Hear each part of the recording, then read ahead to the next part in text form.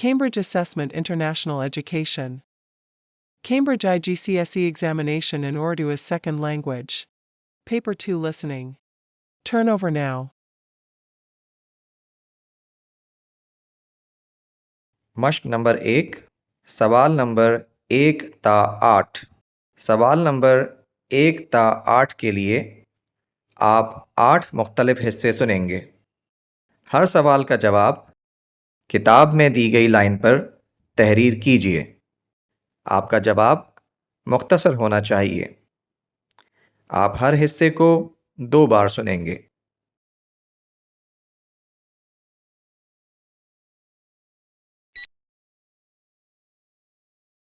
سوال نمبر 1۔ امی، آپ کے لیے ہمارے اسکول سے ایک دعوت نامہ آیا ہے۔ زین، ضرور تم نے پھر کوئی شرارت کی ہوگی جو اسکول والوں نے بلوایا ہے۔ امی، میں نے دعوت نامہ کہا ہے، شکایت نامہ نہیں۔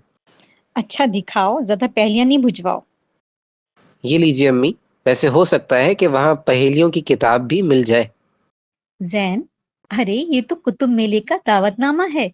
تمہیں پتہ ہے نا، کتب میلے میں جانا اور کتابیں خریدنا تو میری کمزوری ہے۔ اس میں تو لکھا ہے کہ اس میلے میں 5000 کتابیں ہوں گی، اور یہ کتابیں بچوں بڑوں کے لیے بھی ہوں گی۔ مجھے کچھ ناول خریدنے ہیں، اس لیے میں تو ضرور جاؤں گی۔ جب تک میں روزانہ ناول نہ پڑھ لوں مجھے چین نہیں آتا۔ ویسے بھی کتب بینی روح کی غذا ہے۔ اور دیکھو اس دعوت نامے میں کتنی اچھی بات لکھی ہے۔ کتابیں ایک ایسا آئینہ ہے جس میں آپ خود کو ہی دیکھتے ہیں۔ اور بیٹا، ڈاکٹر سیوس نے تو بہت ہی خوبصورت بات کی ہے کہ آپ جتنا زیادہ پڑھیں گے اتنی ہی زیادہ چیزیں آپ کو معلوم ہوں گی، اور آپ جتنا زیادہ سیکھیں گے آپ اتنی ہی زیادہ جگہوں پہ جائیں گے۔ امی، اس میلے میں کتابوں کی خریداری پر خاص رعایت بھی ہے۔ اچھی جگہوں پر جانا اور اچھے لوگوں سے ملنا بھی ایک نیکی ہے، اس لیے ہم اس کتب میلے میں ضرور جائیں گے۔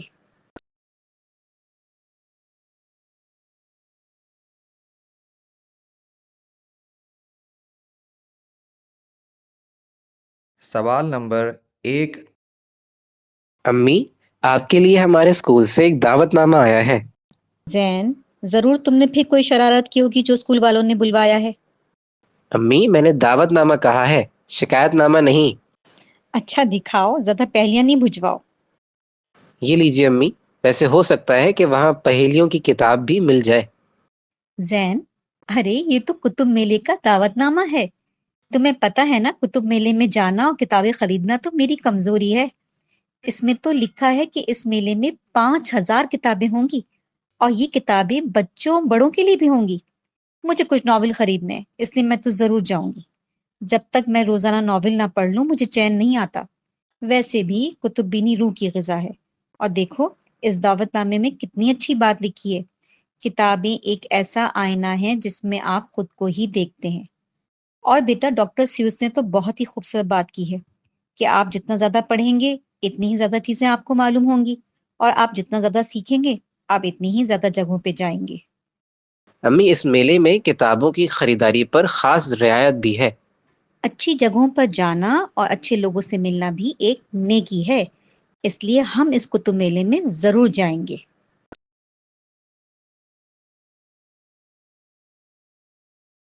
سوال نمبر 2۔ باجی، کیا ہمارے ملک میں غربت بہت بڑھ گئی ہے؟ اب تو ہر طرف چوراہے گدا گروں سے بھرے ہوتے ہیں۔ غربت تو ہے، اس میں کوئی شک نہیں، لیکن چوراہوں پر گداگروں کے ہونے سے غریبی کا کوئی تعلق نہیں۔ یہ پیشہ ور لوگ ہوتے ہیں، ان کے اپنے اپنے گروہ ہیں جو گداگری کے نت نئے طریقے تلاش کرتے رہتے ہیں۔ لیکن باجی، آج کل ان کی تعداد اتنی کیوں بڑھ گئی ہے؟ اب تو جوں ہی گاڑی چوراہے پر رکتی ہے یہ تو جیسے حملہ ہی کر دیتے ہیں، شیشے پر ہاتھ مارتے ہیں۔ کئی تو گاڑی کے سامنے سے اس وقت تک نہیں ہٹتے جب تک انہیں بھیک نہ دے دی جائے۔ آج کل یہ اس لیے بھی زیادہ نظر آ رہے ہیں کہ رمضان کا مہینہ جو ہے، چونکہ اس مہینے میں لوگ خیرات و زکوٰۃ زیادہ ادا کرتے ہیں، اس لیے رمضان میں گداگروں کی تعداد بھی بڑھ جاتی ہے۔ گداگری کے پھیلاؤ میں ہمارا بھی بڑا اہم کردار ہے۔ ہم یہ جانے بغیر انہیں بھیک دے دیتے ہیں کہ کون ضرورت مند ہے اور کون نہیں۔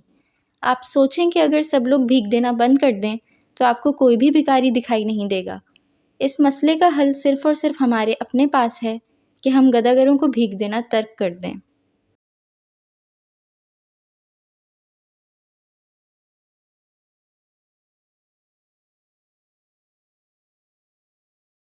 سوال نمبر 2، बाजी, क्या हमारे मुल्क में गुर्बत बहुत बढ़ गई है? अब तो हर तरफ चौराहे गदागरों से भरे होते हैं। गुर्बत तो है, इसमें कोई शक नहीं, लेकिन चौराहों पर गदागरों के होने से गरीबी का कोई ताल्लुक नहीं। ये पेशावर लोग होते हैं, इनके अपने अपने गिरोह हैं जो गदागरी के नित नए तरीके तलाश करते रहते हैं। लेकिन बाजी, आजकल इनकी तादाद इतनी क्यों बढ़ गई है? अब तो जूं ही गाड़ी चौराहे पर रुकती है, ये तो जैसे हमला ही कर देते हैं, शीशे पर हाथ मारते हैं। कई तो गाड़ी के सामने से उस वक्त तक नहीं हटते जब तक इन्हें भीख ना दे दी जाए। आजकल ये इसलिए भी ज़्यादा नज़र आ रहे हैं कि रमज़ान का महीना जो है, चूँकि इस महीने में लोग खैरात और ज़कात ज़्यादा अदा करते हैं, इसलिए रमज़ान में गदागरों की तादाद भी बढ़ जाती है। गदागरी के फैलाव में हमारा भी बड़ा अहम किरदार है। हम ये जाने बगैर उन्हें भीख दे देते हैं कि कौन ज़रूरतमंद है और कौन नहीं। आप सोचें कि अगर सब लोग भीख देना बंद कर दें तो आपको कोई भी भिखारी दिखाई नहीं देगा। इस मसले का हल सिर्फ़ और सिर्फ हमारे अपने पास है कि हम गदागरों को भीख देना तर्क कर दें।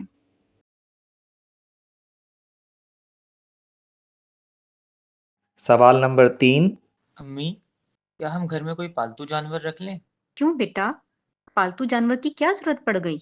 बस अम्मी, वैसे ही दिल चाह रहा है। बेटा, जहाँ तक दिल चाहने की बात है तो बेहतर है कि इंसानों से दिल लगाया जाए। जो वक्त तुम जानवरों को दोगे वो घर में मौजूद इंसानों को दो तो ये ज्यादा बेहतर है। अम्मी, वो तो हम देते ही हैं। घर में अगर कोई पालतू जानवर आ जाएगा तो गहमा गहमी बढ़ जाएगी। अपनी गहमा गहमी के लिए या अपने शौक के लिए किसी जानवर को कैद कर लेना कोई अच्छी बात है क्या? अम्मी, हम एक बिल्ली पाल लेते हैं, वो तो आज़ाद होगी ना। जहाँ मर्जी रहे, जहाँ मर्जी जाए, वो तो कैद नहीं होगी। बेटा, जब हम कोई जानवर पालते हैं तो उसके बहुत से हुकूक भी पूरे करने पड़ते हैं।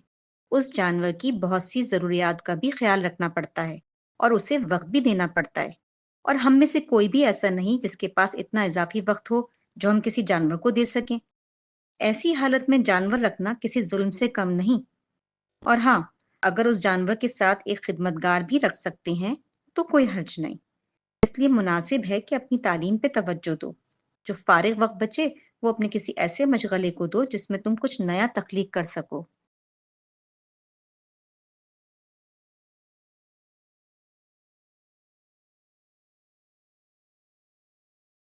सवाल नंबर 3, अम्मी, क्या हम घर में कोई पालतू जानवर रख लें? क्यों बेटा, पालतू जानवर की क्या जरूरत पड़ गई? बस अम्मी, वैसे ही दिल चाह रहा है। बेटा, जहां तक दिल चाहने की बात है तो बेहतर है कि इंसानों से दिल लगाया जाए। जो वक्त तुम जानवरों को दोगे वो घर में मौजूद इंसानों को दो तो ये ज्यादा बेहतर है। अम्मी, वो तो हम देते ही हैं। घर में अगर कोई पालतू जानवर आ जाएगा तो गहमा गहमी बढ़ जाएगी। अपनी गहमा गहमी के लिए या अपने शौक के लिए किसी जानवर को कैद कर लेना कोई अच्छी बात है क्या? अम्मी, हम एक बिल्ली पाल लेते हैं, वो तो आज़ाद होगी ना। जहाँ मर्जी रहे, जहाँ मर्जी जाए, वो तो कैद नहीं होगी।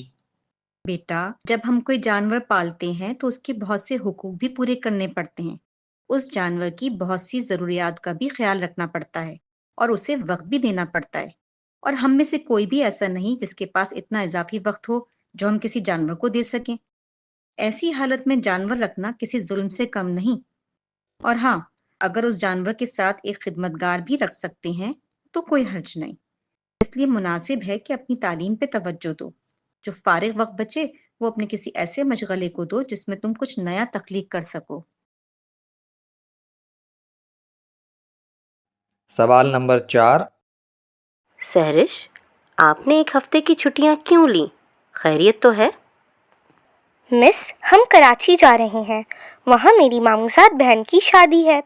मिस, मैं तो पहली दफ़ा कराची जा रही हूँ और मैं कराची देखने के बारे में बहुत पुरजोश हूँ। मिस, आप मुझे कराची के बारे में कुछ बताएं। जी, क्यों नहीं बेटा। कराची पाकिस्तान का सबसे बड़ा शहर और सनती, तजारती, तालीमी, मवासलाती और इक्तिसादी मरकज़ है। इसका शुमार दुनिया के चंद सबसे बड़े शहरों में होता है। सूबा सिंध का दारुल हुकूमत और दरियाए सिंध के मगरिब में बहराए अरब की शुमाली साहिल पर वाक़ है। पाकिस्तान की सबसे बड़ी बंदरगाह और हवाई अड्डा भी यहाँ है। कराची 1947 से 1960 تک پاکستان کا دارالحکومت بھی رہا ہے۔ موجودہ کراچی کی جگہ پہ واقع قدیم ماہی گیروں کی بستیوں میں سے ایک کا نام کولاچی جو گوٹ تھا، جو بعد میں کراچی بن گیا۔ یہاں قائد اعظم کا مزار اور ان کی رہائش گاہ بھی موجود ہے۔ شہر کا رقبہ 3527 مربع کلومیٹر ہے۔ شہر کے درمیان سے دو بڑی ندیاں گزرتی ہیں، ملیر ندی اور لیاری ندی۔ اس کے ساتھ ساتھ شہر سے کئی اور چھوٹی بڑی ندیاں بھی گزرتی ہیں۔ کراچی میں شام کی ہوا بہت خوشگوار ہوتی ہے۔ بہت شکریہ مس، میں قائد اعظم کے مزار اور ساحل سمندر پر تو ضرور جاؤں گی۔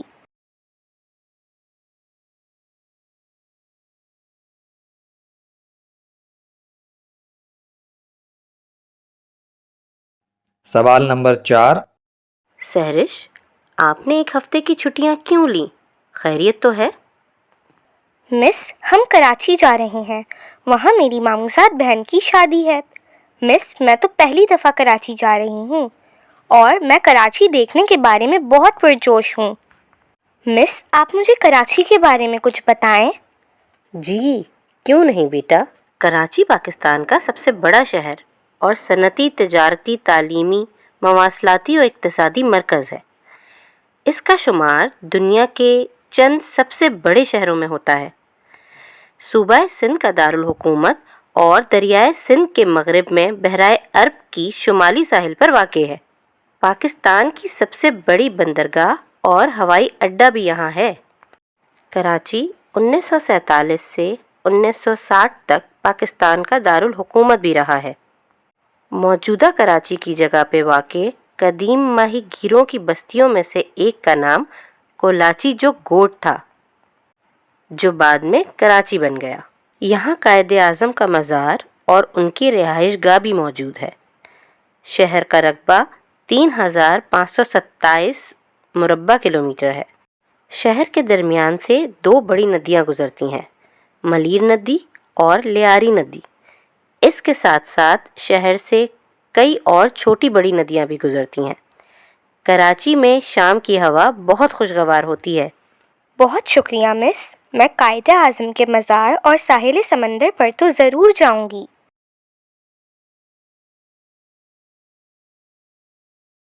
سوال نمبر 5۔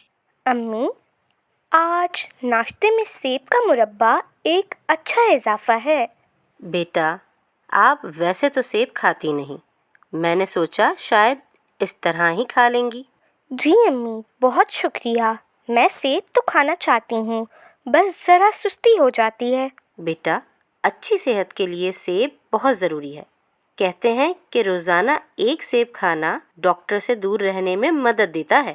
سیب کھانے سے انسان تندرست و توانا رہتا ہے۔ سیب میں وہ تمام غذائی اجزاء، وٹامنز، معدنیات اور خاص طور پر فائبر یعنی ریشہ موجود ہوتے ہیں، جن کی ہمارے جسم کو ضرورت ہوتی ہے۔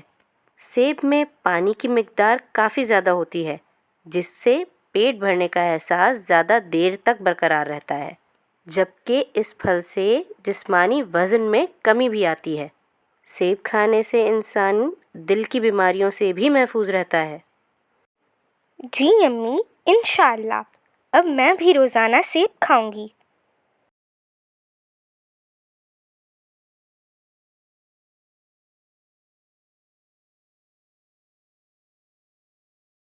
سوال نمبر 5۔ امی، آج ناشتے میں سیب کا مربع ایک اچھا اضافہ ہے۔ بیٹا، آپ ویسے تو سیب کھاتی نہیں، میں نے سوچا شاید اس طرح ہی کھا لیں گی۔ جی امی، بہت شکریہ، میں سیب تو کھانا چاہتی ہوں، بس ذرا سستی ہو جاتی ہے۔ بیٹا، اچھی صحت کے لیے سیب بہت ضروری ہے۔ کہتے ہیں کہ روزانہ ایک سیب کھانا ڈاکٹر سے دور رہنے میں مدد دیتا ہے۔ سیب کھانے سے انسان تندرست و توانا رہتا ہے۔ سیب میں وہ تمام غذائی اجزاء، وٹامنز، معدنیات اور خاص طور پر فائبر یعنی ریشہ موجود ہوتے ہیں، جن کی ہمارے جسم کو ضرورت ہوتی ہے۔ سیب میں پانی کی مقدار کافی زیادہ ہوتی ہے، جس سے پیٹ بھرنے کا احساس زیادہ دیر تک برقرار رہتا ہے، جبکہ اس پھل سے جسمانی وزن میں کمی بھی آتی ہے۔ سیب کھانے سے انسان دل کی بیماریوں سے بھی محفوظ رہتا ہے۔ جی امی، انشاءاللہ اب میں بھی روزانہ سیب کھاؤں گی۔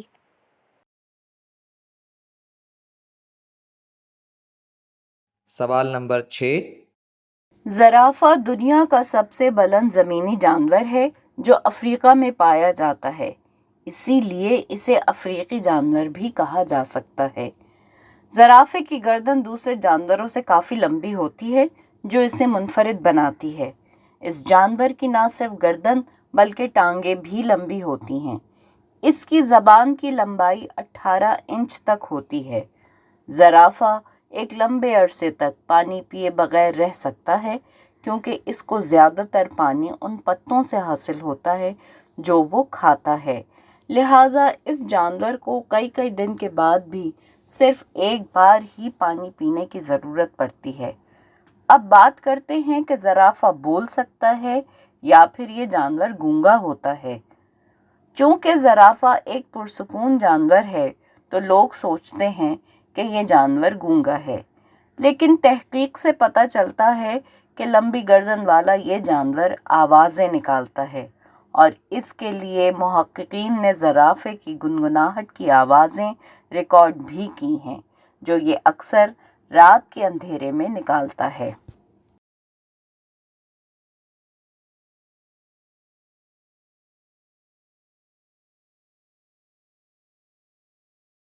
سوال نمبر 6۔ زرافہ دنیا کا سب سے بلند زمینی جانور ہے جو افریقہ میں پایا جاتا ہے، اسی لیے اسے افریقی جانور بھی کہا جا سکتا ہے۔ زرافے کی گردن دوسرے جانوروں سے کافی لمبی ہوتی ہے جو اسے منفرد بناتی ہے۔ اس جانور کی نہ صرف گردن بلکہ ٹانگیں بھی لمبی ہوتی ہیں۔ اس کی زبان کی لمبائی 18 انچ تک ہوتی ہے۔ زرافہ ایک لمبے عرصے تک پانی پیے بغیر رہ سکتا ہے کیونکہ اس کو زیادہ تر پانی ان پتوں سے حاصل ہوتا ہے جو وہ کھاتا ہے، لہٰذا اس جانور کو کئی دن کے بعد بھی صرف ایک بار ہی پانی پینے کی ضرورت پڑتی ہے۔ اب بات کرتے ہیں کہ زرافہ بول سکتا ہے یا پھر یہ جانور گونگا ہوتا ہے۔ چونکہ زرافہ ایک پرسکون جانور ہے تو لوگ سوچتے ہیں کہ یہ جانور گونگا ہے، لیکن تحقیق سے پتہ چلتا ہے کہ لمبی گردن والا یہ جانور آوازیں نکالتا ہے، اور اس کے لیے محققین نے زرافے کی گنگناہٹ کی آوازیں ریکارڈ بھی کی ہیں جو یہ اکثر رات کے اندھیرے میں نکالتا ہے۔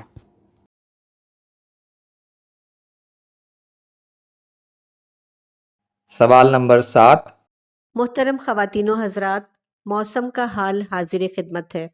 آج لاہور سمیت مختلف شہروں میں موسم سرما کی پہلی بارش سے موسم سرد ہو گیا۔ تفصیلات کے مطابق لاہور شہر میں آندھی کے بعد بارش شروع ہو گئی ہے، جبکہ مال روڈ، جیل روڈ، شملہ پہاڑی، رحمان پورہ اور گرد و نواح میں بھی گرج چمک اور تیز ہواؤں کے ساتھ بارش شروع ہو گئی ہے، جس سے سردی کا احساس بڑھ گیا ہے۔ شہر کا موجودہ درجہ حرارت 24 ڈگری سینٹی گریڈ ریکارڈ کیا گیا ہے، جبکہ شہر کا کم سے کم درجہ حرارت 21 ڈگری سینٹی گریڈ تک جانے کا امکان ہے، اور شہر میں 13 کلومیٹر فی گھنٹہ کی رفتار سے تیز ہوائیں چل رہی ہیں۔ شیخوپورہ کے گرد و نواح میں موسلا دھار بارش اور ننکانہ صاحب میں تیز آندھی اور گرج چمک کے ساتھ بارش کا سلسلہ جاری ہے اور تیز ہواؤں سے موسم سرد ہو گیا ہے۔ اسی طرح پنجاب کے دیگر شہروں میں بھی گرج چمک کے ساتھ بارش اور ٹھنڈی ہواؤں کے باعث موسم خوشگوار اور سرد ہو گیا ہے۔ بارش اور تیز ہوائیں چلنے سے سردی کی آمد کا آغاز ہو گیا ہے۔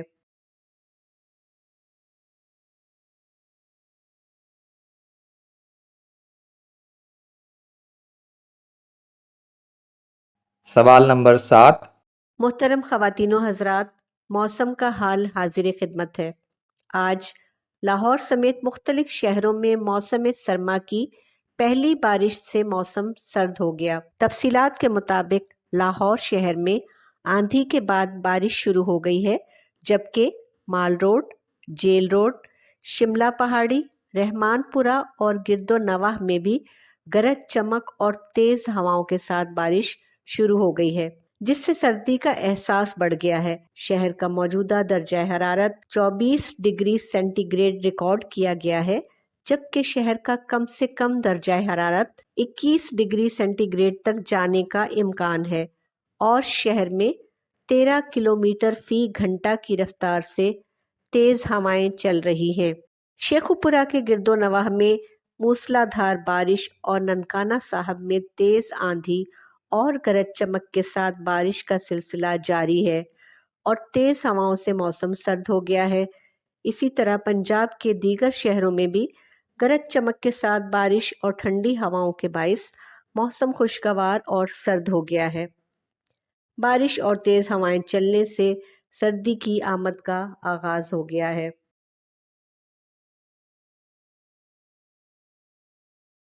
सवाल नंबर 8। अब्बू, ये झील बनझोसा कहाँ है? बेटा, खैरियत तो है? झील बनजोसा की क्यों याद आ गई? अब्बू, हमारे स्कूल की तरफ से हमें झील बनझोसा ले जाया जा रहा है। बेटा, झील बनजोसा आज़ाद कश्मीर के ज़िला पूंछ में रावलाकोट से 20 किलोमीटर के फासले पर वाक़े एक बेहतरीन सयाहती मकाम है। रावलाकोट से आधे घंटे के फासले पर घने जंगलात में वाक़े बनजोसा झील की खूबसूरती देखने वालों को हैरान कर देती है। सरसब्ज़ वादी में घिरी झील बनजोसा सयाहों की दिलचस्पी का मरकज़ बनी रहती है। झील के इर्द गिर्द घने जंगल और पहाड़ों ने इसे और भी दिलकश बना दिया है। झील के अतराफ़ फैला हुआ सब्ज़ा ही सब्ज़ा, ताज़ा हवा और नीला पानी सयाहों की तस्कीन का बाइस बनता है। बनजोसा झील आने वाले बोटिंग से भी खूब लुत्फ़अंदोज़ होते हैं।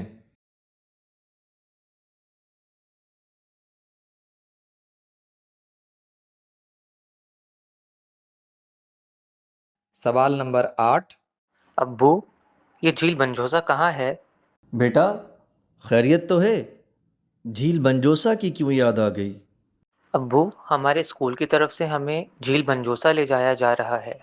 बेटा, झील बनजोसा आज़ाद कश्मीर के ज़िला पूंछ में रावलाकोट से 20 किलोमीटर के फासले पर वाक़े एक बेहतरीन सयाहती मकाम है। रावलाकोट से आधे घंटे के फासले पर घने जंगलात में वाक़े बनजोसा झील की खूबसूरती देखने वालों को हैरान कर देती है। सरसब्ज़ वादी में घिरी झील बनजोसा सयाहों की दिलचस्पी का मरकज़ बनी रहती है। झील के इर्द गिर्द घने जंगल और पहाड़ों ने इसे और भी दिलकश बना दिया है। झील के अतराफ़ फैला हुआ सब्ज़ा ही सब्ज़ा, ताज़ा हवा और नीला पानी सयाहों की तस्कीन का बाइस बनता है। बनजोसा झील आने वाले बोटिंग से भी खूब लुत्फ़अंदोज़ होते हैं। मश्क नंबर 1 ख़त्म हुई। अब आप थोड़ी देर में मश्क नंबर 2 सुनेंगे। लिहाजा किताब में दिए गए मश्क नंबर 2 के सवालात गौर से पढ़िए।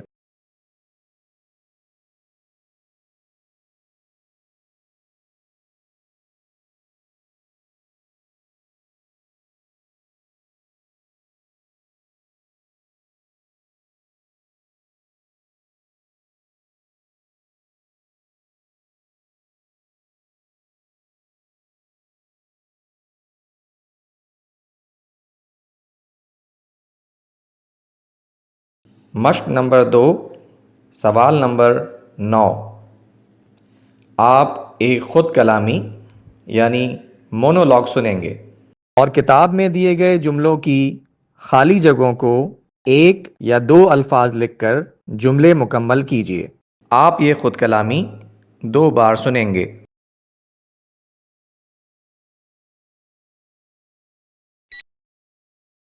उफ, ये इतना बड़ा जिन, ये रोज़ मेरे बस्ते से निकलकर मुझे रोज़ डराता है। इसे देखकर तो मेरी जान ही निकल जाती है। मैं इस जिन का क्या करूं? ये आ जाता है और फिर जल्दी जाता भी नहीं है। ये कहता है कि बस मैं सब कुछ छोड़ छाड़ कर इसके पास बैठ जाऊं, इसके साथ चिपकी रहूं और कुछ भी ना करूं। वैसे ही आज स्कूल में इतना बुरा दिन गुजरा, हम मैच भी हार गए। سب نے مجھ پر ہی غصہ نکالا۔ اس نادیہ سے بولنگ خود تو کرائی نہیں گئی اور سارا الزام مجھ پر ڈال دیا۔ اردو کا پرچہ بھی اچھا نہیں ہوا۔ اردو کے پرچے میں مجھ سے ای میل ہمیشہ ہی غلط ہو جاتی ہے۔ میں پہلے ہی اتنی افسردہ ہوں، اوپر سے یہ جن۔ انسان تھکا ہوا اسکول سے آئے اور پھر اس جن کی خدمت میں لگ جائے۔ اس جن کی بات مانی جائے تب بھی مشکل اور نہ مانی جائے تب بھی مشکل۔ مجھے کچھ اور بھی تو کرنا ہوتا ہے، یا ہر وقت اس جن کی خدمت ہی کرتی رہوں؟ آج میرا بہت دل تھا کہ میں دادوں کے ساتھ باتیں کروں، چھوٹی بہن کے ساتھ کھیلوں، امی کو میچ کے بارے میں بتاؤں اور اپنی سالگرہ پر ملنے والے کھلونوں سے کھیلوں، لیکن اف، یہ جن مجھے کچھ بھی نہیں کرنے دیتا۔ یہ میری جان کو آ جاتا ہے۔ ویسے تو میں ایک انسان ہوں اور اللہ نے انسان کو اشرف المخلوقات بنایا ہے۔ وہ چاند پر پہنچ گیا، اس کو اتنی ذہانت دی کہ اس نے پہاڑوں کی ناقابل تسخیر چوٹیوں کو سر کر لیا، تو میں اس جن کو قابو کیوں نہیں کر سکتی؟ میں روز تو اس جن کو قابو کرتی ہی ہوں، تو پھر آج یہ پریشانی کیوں؟ میں آج بھی انشاءاللہ ہوم ورک کے اس جن کو ضرور قابو کر لوں گی۔ ہاں کر ہی لوں گی انشاءاللہ۔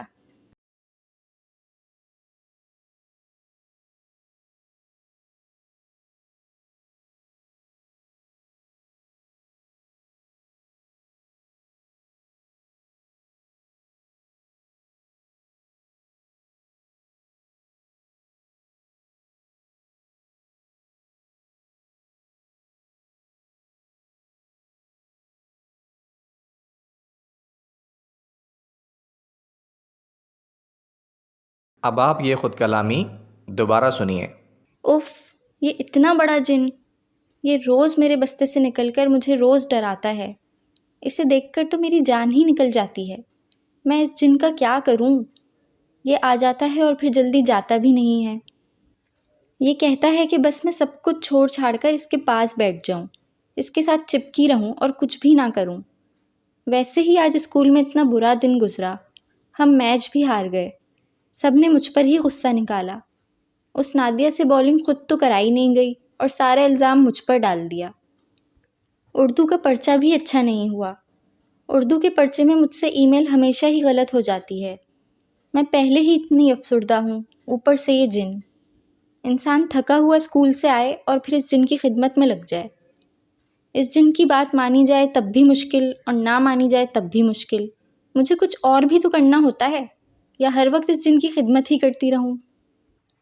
آج میرا بہت دل تھا کہ میں دادوں کے ساتھ باتیں کروں، چھوٹی بہن کے ساتھ کھیلوں، امی کو میچ کے بارے میں بتاؤں اور اپنی سالگرہ پر ملنے والے کھلونوں سے کھیلوں، لیکن اف، یہ جن مجھے کچھ بھی نہیں کرنے دیتا۔ یہ میری جان کو آ جاتا ہے۔ ویسے تو میں ایک انسان ہوں اور اللہ نے انسان کو اشرف المخلوقات بنایا ہے۔ وہ چاند پر پہنچ گیا، اس کو اتنی ذہانت دی کہ اس نے پہاڑوں کی ناقابل تسخیر چوٹیوں کو سر کر لیا، تو میں اس جن کو قابو کیوں نہیں کر سکتی؟ میں روز تو اس جن کو قابو کرتی ہی ہوں، تو پھر آج یہ پریشانی کیوں؟ میں آج بھی انشاءاللہ ہوم ورک کے اس جن کو ضرور قابو کر لوں گی۔ ہاں کر ہی لوں گی انشاءاللہ۔ مشق نمبر 2 ختم ہوئی۔ اب آپ تھوڑی دیر میں مشق نمبر 3 سنیں گے، لہٰذا کتاب میں دیے گئے مشق نمبر 3 کے سوالات غور سے پڑھیے۔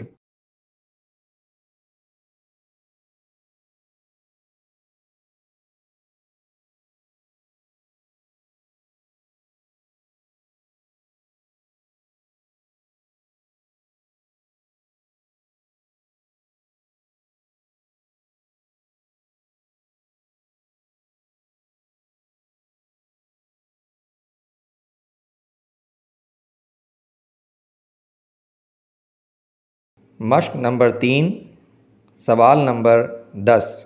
آپ وقت کی اہمیت کے بارے میں 6 افراد کے درمیان ہونے والی گفتگو سن رہے ہیں۔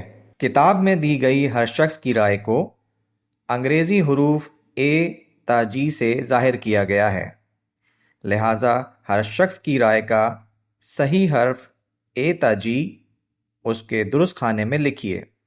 یاد رکھیے، انگریزی کے ہر حرف کا استعمال صرف ایک بار کیا جائے گا۔ انگریزی کا ایک حرف اضافی ہے جسے استعمال کرنے کی ضرورت نہیں۔ آپ یہ گفتگو 2 بار سنیں گے۔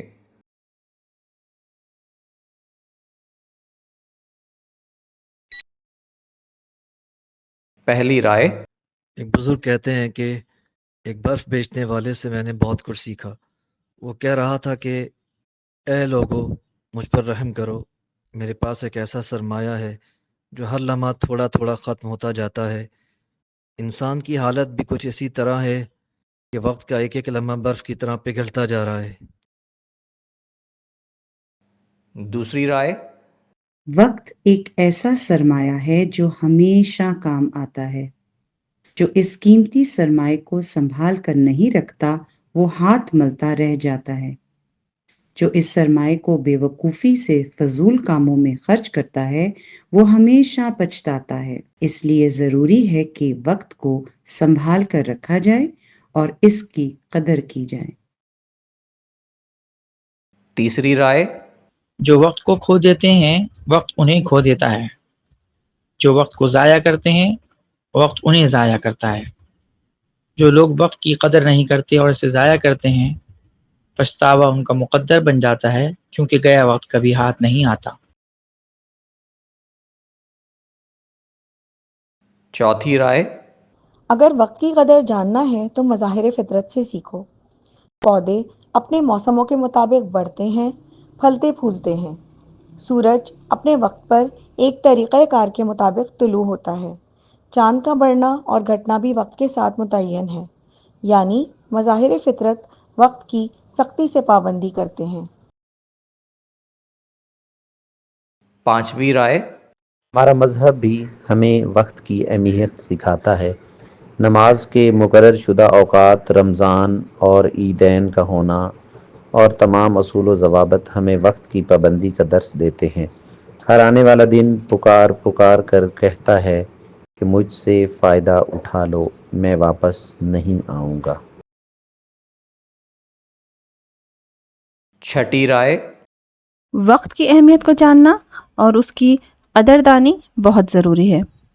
वक्त को सही इस्तेमाल करना, बेकार और फजूल कामों में ज़ाया होने से बचाना बेहद ज़रूरी है।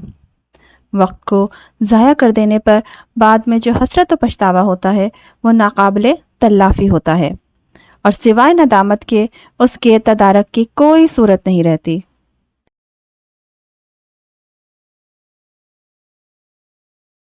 अब आप ये गुफ्तगू दोबारा सुनिए। पहली राय। एक बुज़ुर्ग कहते हैं कि एक बर्फ़ बेचने वाले से मैंने बहुत कुछ सीखा। वो कह रहा था कि ए लोगो, मुझ पर रहम करो, मेरे पास एक ऐसा सरमाया है जो हर लम्हा थोड़ा थोड़ा ख़त्म होता जाता है। इंसान की हालत भी कुछ इसी तरह है कि वक्त का एक एक लम्हा बर्फ़ की तरह पिघलता जा रहा है। दूसरी राय। वक्त एक ऐसा सरमाया है जो हमेशा काम आता है। जो इस कीमती सरमाए को संभाल कर नहीं रखता वो हाथ मलता रह जाता है। जो इस सरमाए को बेवकूफ़ी से फजूल कामों में खर्च करता है वो हमेशा पछताता है। इसलिए ज़रूरी है कि वक्त को संभाल कर रखा जाए और इसकी कदर की जाए। तीसरी राय। जो वक्त को खो देते हैं वक्त उन्हें खो देता है। जो वक्त को ज़ाया करते हैं वक्त उन्हें ज़ाया करता है। जो लोग वक्त की कदर नहीं करते और इसे ज़ाया करते हैं, पछतावा उनका मुकद्दर बन जाता है, क्योंकि गया वक्त कभी हाथ नहीं आता। चौथी राय। अगर वक्त की कदर जानना है तो मज़ाहिर फितरत से सीखो। पौधे अपने मौसमों के मुताबिक बढ़ते हैं, फलते फूलते हैं। सूरज अपने वक्त पर एक तरीक़े कार के मुताबिक तुलू होता है। चाँद का बढ़ना और घटना भी वक्त के साथ मुतय्यन है, यानी मज़ाहिर फितरत वक्त की सख्ती से पाबंदी करते हैं। पांचवी राय। हमारा मज़हब भी हमें वक्त की अहमियत सिखाता है। नमाज के मुकर्रर शुदा औक़ात, रमज़ान और ईदैन का होना और तमाम असूल व ज़वाबित हमें वक्त की पाबंदी का दर्स देते हैं। हर आने वाला दिन पुकार पुकार कर कहता है कि मुझसे फ़ायदा उठा लो, मैं वापस नहीं आऊँगा। छठी राय। वक्त की अहमियत को जानना और उसकी कदरदानी बहुत ज़रूरी है। वक्त को सही इस्तेमाल करना, बेकार और फजूल कामों में ज़ाया होने से बचाना बेहद ज़रूरी है। वक्त को ज़ाया कर देने पर बाद में जो हसरत व पछतावा होता है वो नाकाबिले तलाफ़ी होता है और सिवाय नदामत के उसके तदारक की कोई सूरत नहीं रहती। मश्क नंबर 3 ख़त्म हुई। अब आप थोड़ी देर में मश्क नंबर 4 सुनेंगे, लिहाजा किताब में दिए गए मश्क नंबर 4 के सवालात गौर से पढ़िए।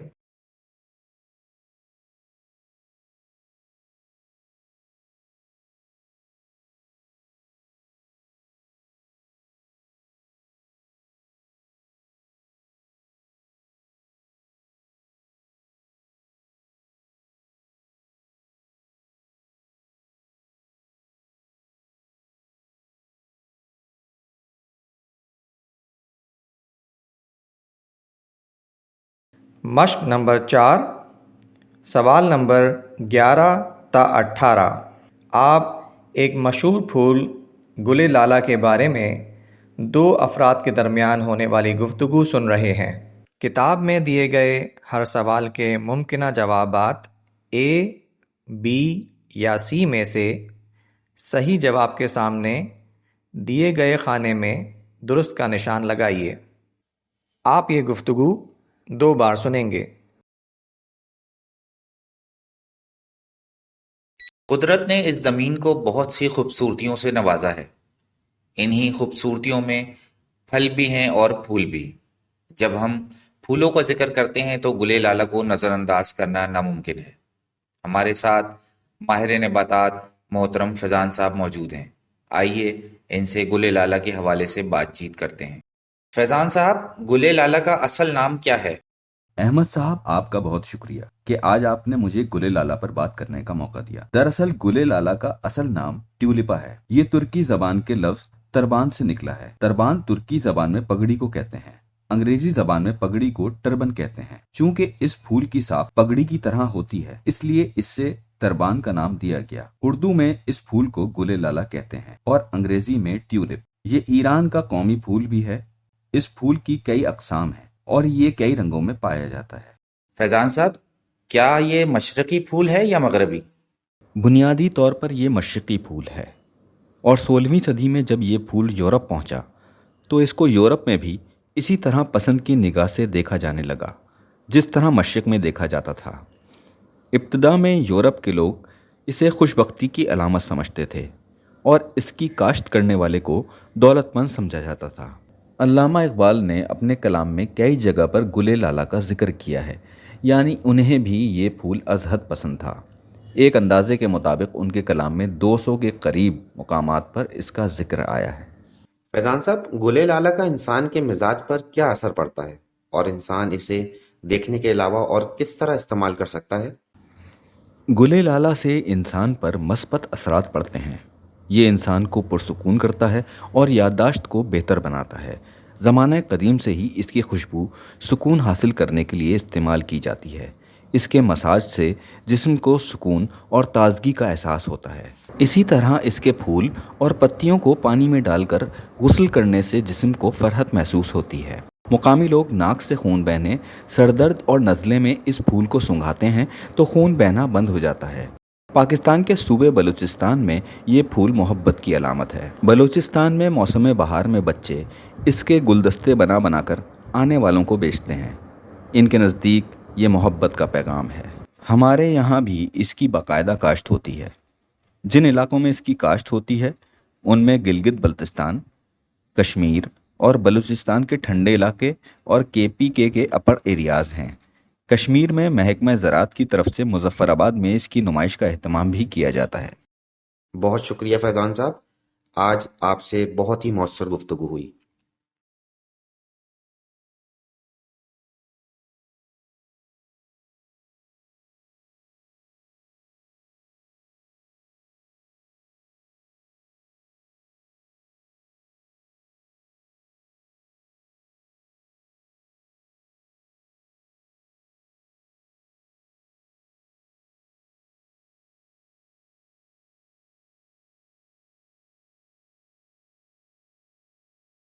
اب آپ یہ گفتگو دوبارہ سنیے۔ قدرت نے اس زمین کو بہت سی خوبصورتیوں سے نوازا ہے۔ انہی خوبصورتیوں میں پھل بھی ہیں اور پھول بھی۔ جب ہم پھولوں کا ذکر کرتے ہیں تو گلے لالہ کو نظر انداز کرنا ناممکن ہے۔ ہمارے ساتھ ماہر نباتات محترم فیضان صاحب موجود ہیں۔ آئیے ان سے گلے لالہ کے حوالے سے بات چیت کرتے ہیں۔ فیضان صاحب، گلے لالہ کا اصل نام کیا ہے؟ احمد صاحب، آپ کا بہت شکریہ کہ آج آپ نے مجھے گلے لالہ پر بات کرنے کا موقع دیا۔ دراصل گلے لالہ کا اصل نام ٹیولپا ہے۔ یہ ترکی زبان کے لفظ تربان سے نکلا ہے۔ تربان ترکی زبان میں پگڑی کو کہتے ہیں۔ انگریزی زبان میں پگڑی کو ٹربن کہتے ہیں۔ چونکہ اس پھول کی ساخت پگڑی کی طرح ہوتی ہے، اس لیے اس سے تربان کا نام دیا گیا۔ اردو میں اس پھول کو گلے لالہ کہتے ہیں اور انگریزی میں ٹیولپ۔ یہ ایران کا قومی پھول بھی ہے۔ اس پھول کی کئی اقسام ہیں اور یہ کئی رنگوں میں پایا جاتا ہے۔ فیضان صاحب، کیا یہ مشرقی پھول ہے یا مغربی؟ بنیادی طور پر یہ مشرقی پھول ہے، اور 16ویں صدی میں جب یہ پھول یورپ پہنچا تو اس کو یورپ میں بھی اسی طرح پسند کی نگاہ سے دیکھا جانے لگا جس طرح مشرق میں دیکھا جاتا تھا۔ ابتدا میں یورپ کے لوگ اسے خوش بختی کی علامت سمجھتے تھے اور اس کی کاشت کرنے والے کو دولت مند سمجھا جاتا تھا۔ علامہ اقبال نے اپنے کلام میں کئی جگہ پر گلے لالہ کا ذکر کیا ہے، یعنی انہیں بھی یہ پھول ازحد پسند تھا۔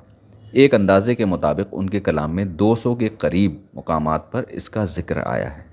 فیضان صاحب، گلے لالہ کا انسان کے مزاج پر کیا اثر پڑتا ہے اور انسان اسے دیکھنے کے علاوہ اور کس طرح استعمال کر سکتا ہے؟ گلے لالہ سے انسان پر مثبت اثرات پڑتے ہیں۔ یہ انسان کو پرسکون کرتا ہے اور یادداشت کو بہتر بناتا ہے۔ زمانہ قدیم سے ہی اس کی خوشبو سکون حاصل کرنے کے لیے استعمال کی جاتی ہے۔ اس کے مساج سے جسم کو سکون اور تازگی کا احساس ہوتا ہے۔ اسی طرح اس کے پھول اور پتیوں کو پانی میں ڈال کر غسل کرنے سے جسم کو فرحت محسوس ہوتی ہے۔ مقامی لوگ ناک سے خون بہنے، سر درد اور نزلے میں اس پھول کو سنگھاتے ہیں تو خون بہنا بند ہو جاتا ہے۔ پاکستان کے صوبے بلوچستان میں یہ پھول محبت کی علامت ہے۔ بلوچستان میں موسم بہار میں بچے اس کے گلدستے بنا بنا کر آنے والوں کو بیچتے ہیں۔ ان کے نزدیک یہ محبت کا پیغام ہے۔ ہمارے یہاں بھی اس کی باقاعدہ کاشت ہوتی ہے۔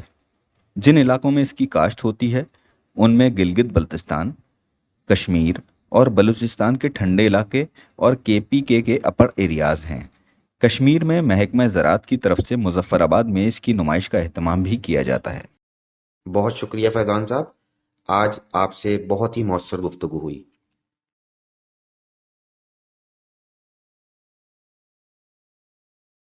لسننگ پریکٹس کی یہ ریکارڈنگ یہاں ختم ہوئی اور اس کے ساتھ ساتھ یہ امتحان بھی ختم ہوا۔